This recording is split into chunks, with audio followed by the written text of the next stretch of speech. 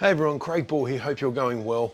For our next video, which is a continuation of the last two, is how above average people get there, how they operate, how they live in that space that the rest of us just wish we could get to. How can we have an above average or an extraordinary life? The characteristic we're going to talk about today is that above average people that are high performance or successful in any way, shape or form, and it's really up to you to determine what that means for your life. But the characteristic that we're going to talk about today is having a vivid view of the future, where they want to be, the direction and purpose, have a very, very strong purpose. Now, having these sorts of things takes some work. One of the great recommendations is having a vision board where you've got all the things that you want to have when you become successful, as part of becoming successful, what successful actually means to you, visualized and pictured there. Another one, you can meditate on it. And thirdly, you can keep goals, have a goal setting diary, all that kind of stuff. It's different for everybody, but being able to close your eyes and see what that means, to understand and feel what that is, and having a purpose as well.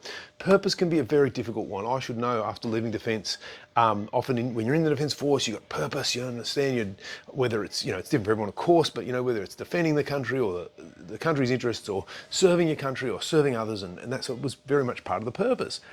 So my purpose coming out of that was wanting to serve, wanting to support and help others. And a contact said to me, why don't you try doing some work on working out what your why is? Now, we don't have time to go into finding your why, and that'll probably be another session that I'll put together. But suffice to say, once I realised what my why was, which is, it may sound trite, but leaving the world in a better place than how I found it, that guided my purpose.